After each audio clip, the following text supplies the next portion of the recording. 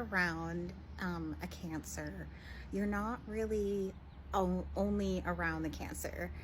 You're with the Cancer and their ancestors, because Cancers are associated with the fourth house of family and ancestry and lineage. And there is a very karmic family tie with Cancers. So if you have a major Cancer placement, there is this sense of spiritually your ancestors always being around.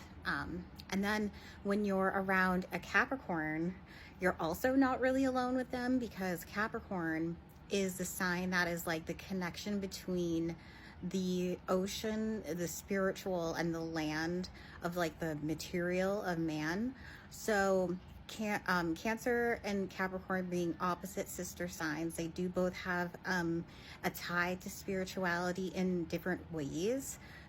Cancer's is through the emotional sense, through lineage, and Capricorn is the connection from bringing the spiritual knowledge and learning to the land and through like enterprising ways. And then when you're around a Capricorn, you're kind of around whatever karmic energies are tied to that Capricorn and their destiny. And then when you're around an Aquarius, the way that I think of it, because they're also ruled by Saturn, and Saturn rules over time, is more in a futuristic way, as Capricorn is more past, traditional, karmic. Aquarius is more future to me oriented, because in modern astrology it's also associated with Uranus, which is about rebellion and liberation and humanity. So when you're around an Aquarius, they're kind of 1 foot dipped into the future. So it's almost like you're not ever really even with them, like almost like they're in the present moment but in a different way. And then when you're around a Pisces, it's kind of the same way, but you're not really with the Pisces fully, because the Pisces has 1 foot dipped into the collective unconscious.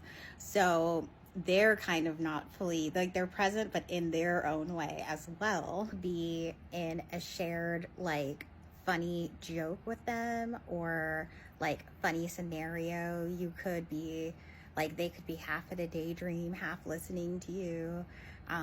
They could have like delusions going on about the relationship with you guys.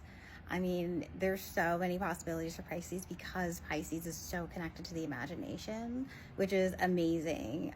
And the collective unconscious is literally like anything you can think of.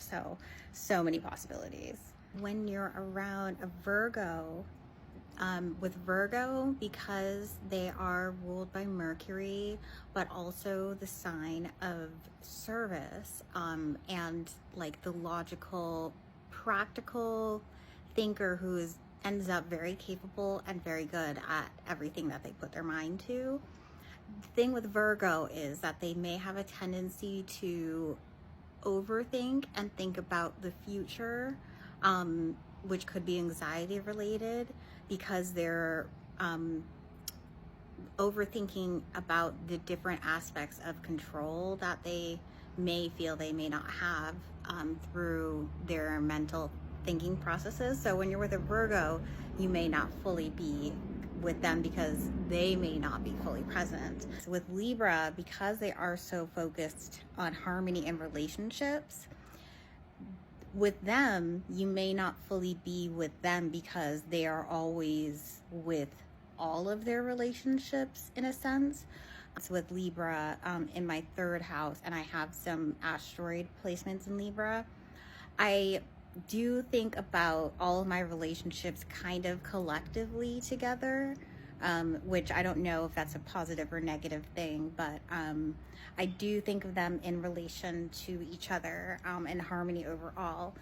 So that's one thought that I had about Libra being present with you, is that they are always, like, all of their relationships are kind of with them at all times. And then Aries, because they are so initiative and focused on the self, they may not be fully present with you in the sense when you're with them, because they may be focused on the self through some sense. Depends what Aries rules which house for them, most likely. So that could be a danger, but it's not like all of them. That would just be almost like in the Virgo sense of if they were having anxiety. With Scorpios, when you're present with them, they may actually have one foot dipped into the past because they have a tendency to be nostalgic or possibly ruminate about past situations, because there is that sense of like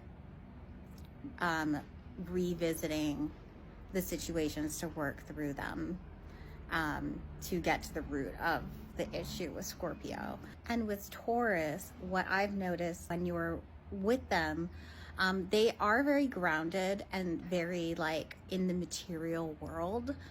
So I do believe that they are very in the present, but they may be maybe not so connected to the spiritual in a sense if they don't have heavy placements that maybe may lead them there. So in that sense, you may feel like you're not connected to them maybe in that way. There may feel like a blockade, and it's not like, you know, people aren't spiritual. There's no sign that isn't spiritual in some sense.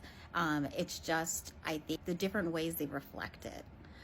You know, a lot of it having to do with sister signs and balance. Leo, when you're with them, when you're present with them, because they are so focused on like their heart energy, and like they have a lot of light that comes from whatever their Leo placement is, there is this sense of not only the ego being a possible focus, but also the focus on like what they love and their like hobbies and things like that. So when you're with a Leo, there may be a sense that that Leo is lost in the things that they love.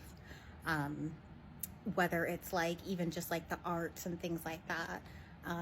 Also with Leo, when you're with a Leo, you may not feel like you're alone with a Leo because of the light that Leo naturally gives off. It's going to show you more people that are around, and with Leo's light like attracting people, you may not feel alone with them, like that sense of the popular kid who's like you can't get too close to. So there could be that sense too. And then with Sagittarius, because they they're like associated with like the centaur and like the wild freedom, but also wisdom that's associated with it, and also associated with Jupiter. When you're with a Sagittarius, you may also be with, and it's kind of relates with like in the spiritual sense, they have a very strong faith and like optimism, and it's almost like they feel this like they know how certain things will work out. So it's this confidence, this optimism in something that even they may not realize or be able to explain, things like that. So it's almost like you're with like a lucky charm at times when you're with a Sagittarius, like this like lucky little guy floating around with you.